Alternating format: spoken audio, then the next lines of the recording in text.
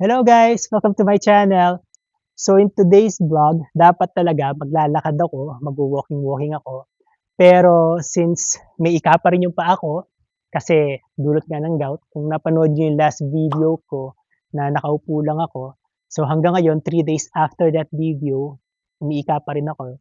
So instead of maglakad-lakad, nag-decide na lang ako na umupo dito sa labas ng, building namin at dito gawin yung vlog.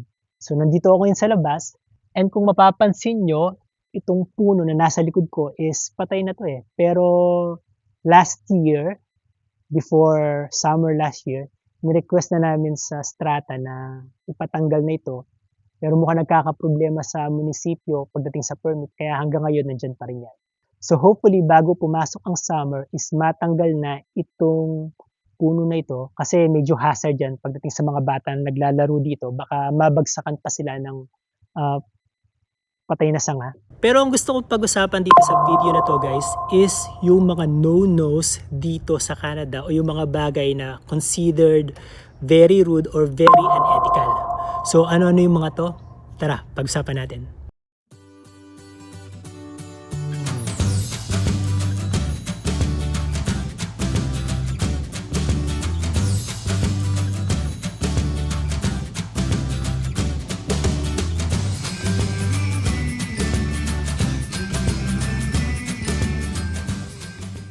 So guys, kung may plano kayo magpunta rito sa Canada or bago-bago pa lang kayo dito sa Canada, try nyong iwasan itong mga bagay na ito kasi ito yung mga bagay na kapag ginawa nyo, i-consider ng mga Canadians na very rude or very unethical itong mga bagay na ito na ginawa ninyo ha. So ano-ano sila? Let's start with number 1. Don't be late. Alam naman natin guys, nasa Pilipinas, masyadong kilala yung tinatawag nating Filipino time. Ito yung pag may napag-usapan kayong meet up or meeting at a certain time, 99% sigurado late na darating yung isa sa mga Pilipino na pupunta sa meeting na yon. So, pagdating nyo rito guys, try nyong iwasan yon. Kung meron kayong mga interview, mga meeting, or mga meetups, try as much as possible to be punctual at makarating kayo dun sa pinag-usapang oras. Kasi pag na-late kayo, that is considered very unethical. Especially kung ikaw na lang yung hinihintay ng mga tao na yon. Kasi dito sa Canada guys, very important yung pagiging punctual sa oras. Kung dala-dala mo yung mentality na Filipino time at malilate ka sa mga interviews mo, sa mga meetings mo, sa mga meetups mo, sa mga get-together,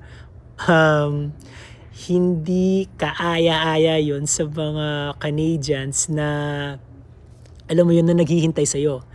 Kung halimbawa nasa meeting, tapos lahat ng ka-meeting mo nandun na, ikaw na lang ang wala, kung ikaw na lang yung hinihintay, ano na lang ang iisipin sa'yo ng mga Canadian?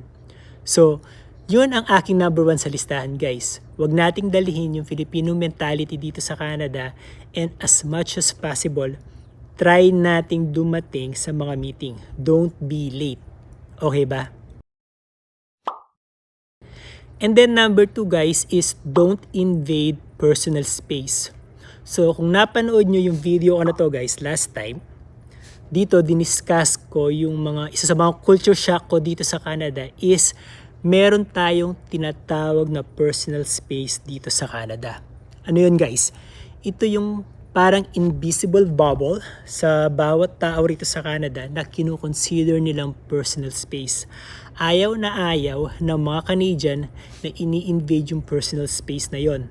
Like for example, nasa public spaces kayo, kunyari nakaupo ko rito, ayaw na ayaw ko, kung ako yung Canadian ayaw na ayaw ko na may uupo dito sa tabi ko na hindi ko naman kakilala. Na ito yung aking personal bubble, personal space, tapos i-invade yun ng isang tao or ng ibang tao. So be wary of that guys.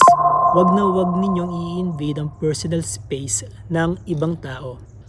Okay lang guys kung nasa loob kayo ng transportation system like nasa loob kayo ng bus or nasa loob kayo ng tren, siksikan, okay lang yon. Maiintindihan ng mga tao yon. Pero once na lumabas kayo sa transportation system na yun guys, try to maintain distance sa ibang tao and give them their personal space. Kasi guys, pag in-invade mo yung space ng ibang tao, minsan nagiging grounds ito para, alam mo yun, yung mag-away yung mga tao kasi nga ini-invade nila yung personal space ng ibang tao. Minsan may mga instances sa mga train station, sa mga bus station, na kapag na-invade ng ibang tao yung personal space ng ibang tao, minsan pinagmumulan to ng away eh. So as much as possible, give other people their personal space. Tandaan natin, lagi may invisible bubble sa bawat Canadian dito na tinatawag nating personal space. Wag na wag nating i-invade yun. Give them their personal space. Tapos, number 3 sa ating listahan is don't be rude in public transit. So, ano sinasabi ko na to guys? Dito guys, may mga maaari tayong gawin sa loob ng transportation system like sa mga bus or sa mga train na kapag ginawa mo, it is considered very rude. So, iwasan natin to. Ano yung mga bagay na yon? For example, nakikipag-usap ka sa phone mo and napakalakas ng boses mo. Big no-no yun guys kasi nakaka-istorbo ka sa ibang mga tao. As much as possible, kung kaya mo makipag-usap sa medyo lower voice or sa medyo mahinang boses, mas maganda yon. Or kung pwede na makipag-text ka na lang para hindi ka maingay. Or tawagan mo na lang yung kausap mo once na nakababa ka na sa bus or sa train. Pero kung nasa loob ka pa ng bus or train, mas maganda na huwag kang makipag-usap doon sa malakas na boses. And another thing is yung pagpapatugtog ng malakas or panonood sa cellphone mo ng malakas. Wow, muulan. Sana hindi magtuloy-tuloy yung ulan. Ako guys, na-experience ko to. Minsan sumakay ako sa SkyTrain, tapos nakalimutan kong dalhin yung headphone ko. Pero naiinip ako sa SkyTrain. So gusto ko manood ng pelikula. Nag-download ako sa Netflix noon and gusto ko manood ng pelikula. Pero, since ka nakalimutan ko yung headphone ko, nanood ako sa phone ko and napakababa lang ng volume na ginagamit ko. But still, sabi nung katabi ko, masyado daw malakas yung pinapanood ko, kaya kung maaari, babaan ko pa.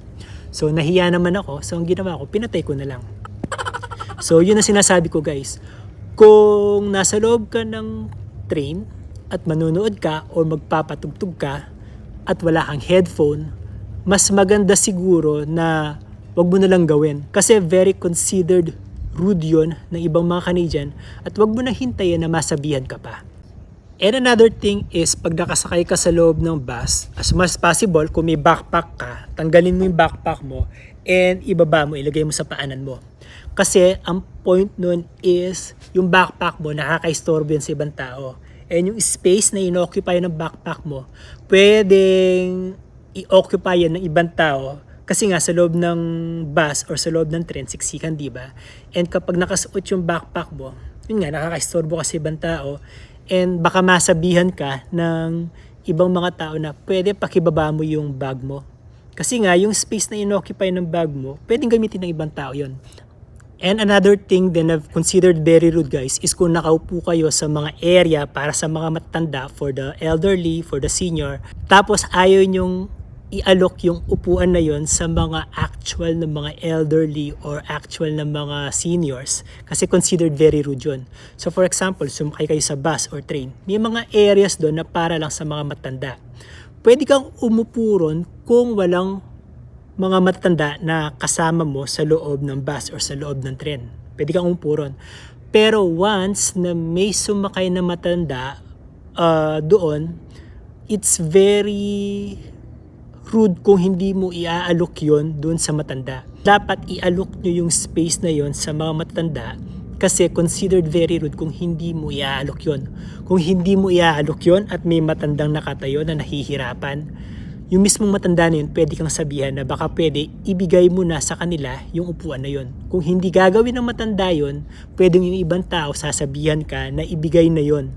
So, yun guys, iwasan nyo na hindi ialok yung upuan na inuupuan nyo, especially kung yung upuan na ino-occupy nyo is para sa mga matatanda.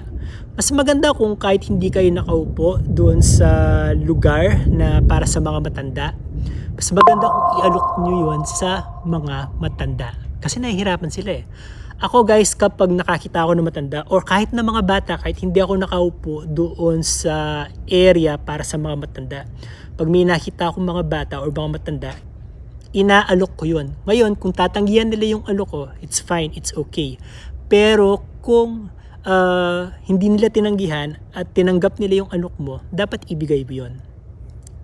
And another thing is yung paghihintay sa public transportation system. Like for example, naghihintay ka sa bus, especially sa bus. Kapag naghihintay kayo sa bus guys, kasi nakapila yan eh. Hindi pwedeng unahan dyan eh, laging nakapila.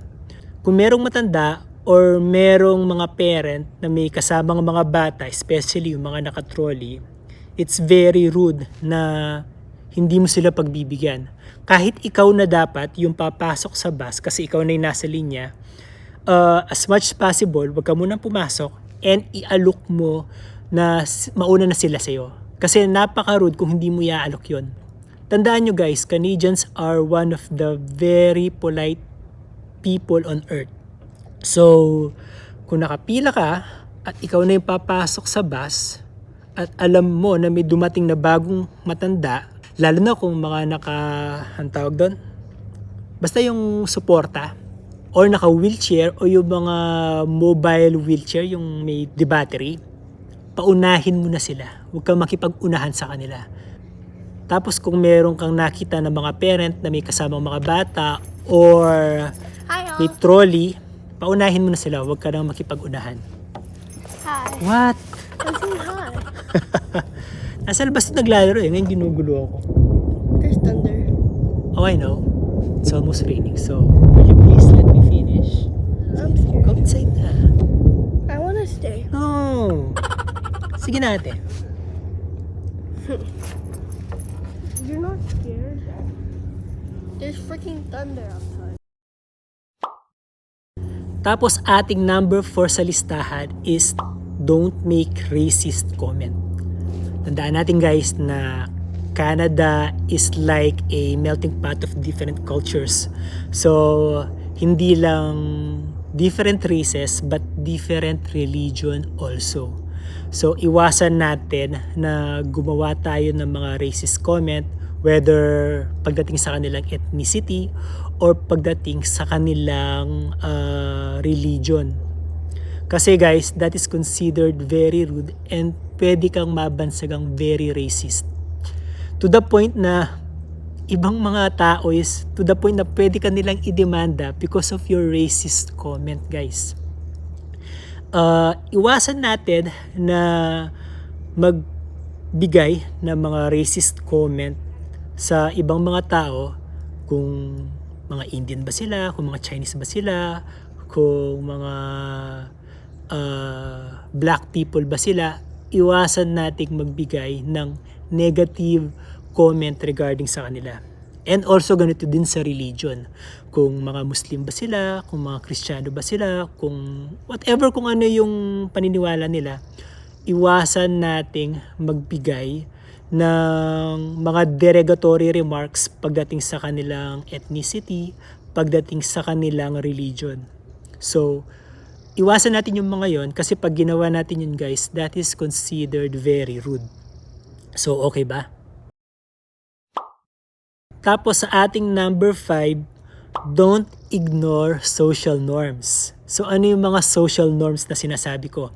Ito yung mga bagay na mga norms dito sa Canada na nakasanayan na ng mga Canadian na kapag hindi mo ginawa or in-ignore mo, it is considered very rude. Now, kung napanood nyo itong video ko na to guys, dalawa sa mga culture shock na binanggit ko na pagdating ko sa Canada is nabigla ako is yung una, paghahawak sa pintuan, and pangalawa, yung pagsisay ng sorry. So dun tayo sa una, yung paghahawak sa pintuan. So kapag papasok ka sa isang building or room or whatever at alam mo na may kasunod ka na susunod sa'yo, try to hold the door and hayaan yung makapasok yung nasa likuran ninyo bago nyo bitawan. It is considered very rude kung binuksan nyo yung pintuan na yon tapos binitawan nyo, tapos yung papasok na kasunod nyo is siya pa yung magbubukas. Hindi norm dito sa Canada yon. Ang social norm dito is hold the door until kung sino man yung nasa likuran mo or kung sino man yung mga nasa likuran mo, either kung one person ba yan or marami sila, until makapasok sila. Ngayon, kung nakapasok na yung nasa likuran mo, tapos siya yung humawak ng pintuan, kung baga pinalitan ka niya, mas okay. Ibig sabihin, pagka ganun, pwede mo nang bitawan, tapos ikaw na yung umalis, tapos yung pumalit sa'yo, siya naman yung hahawak doon sa pintuan para yung mga nasa likuran niya is makapasok. So, yun yung social norm dito sa Canada na hindi natin pwedeng i-ignore. And then, another social norm dito is yung pagsisi ng sorry. Now, saying sorry dito sa Canada guys is very normal. Kahit sa mga bagay na hindi mo naman kasalanan, magpapasorry ka. Yun nga, kung magkakasalubong kayo, tapos muntikan na kayong magkabanggaan, hindi naman kayo nagkabanggaan, pero magpapasay kayo ng sorry sa isa't isa. Sorry, ganun. Tapos, inistorbo mo yung kasama mo sa trabaho kasi meron kang gustong itanong or sabihin or ipagawa, magpapasorry ka. Tapos, kung nagkamali ka ng sinabi na hindi mo naman inaasahan, magpapasorry ka. Kung, ano pa ba? Basta maraming bagay dito na guys na wow. Basta maraming bagay dito sa Canada guys na nagpapasorry tayo kahit hindi naman tayo literal na nakagawa ng kasalanan. Actually guys, may batas rito sa Canada na yung pagsisi ng sorry, hindi pwedeng gamitin yun sa court as a form of inadmit mo na ikaw ay may kasalanan. Kasi nga, napaka-normal dito sa Canada yung pagsisi ng sorry. So, hindi pwedeng gamitin sa'yo ng kalaban mo na, oy, nag-sorry ka, ibig sabihin kasalanan mo. Hindi nila pwedeng gamitin sa court yun. Kasi nga, napaka-common dito sa Canada yung pagsisi ng sorry. So, mas mainam guys kung i-adapt mo yung social norm na pagsusorry kasi yun yung social norm dito sa Canada. Sa mga bagay na basta kahit hindi mo kailangan mag-sorry, mas mainam na mag-sorry ka. So, yun yung aking number 5. So, there you go guys. Yun muna ang aking top 5 sa listahan na mga don'ts dito sa Canada na try nyong wag gawin or try nyong iwasan kasi pag ginawa nyo, you will be considered very rude dito sa Canada. Kaya lumalakas na yung ulan. So, yun muna guys. I hope nag-enjoy kayo sa vlog ko and if you don't mind, please don't forget to subscribe to my channel, like this video, click the notification bell, and don't forget to drop your comment guys kasi gusto kong binabasa yung comment nyo. Lumalakas na yung ulan. So hanggang sa susunod guys, I hope you enjoy. Maraming salamat. Bye! Lakas na ng ulan! Tara na, balik na tayo. Umuulan na. We wanna chase the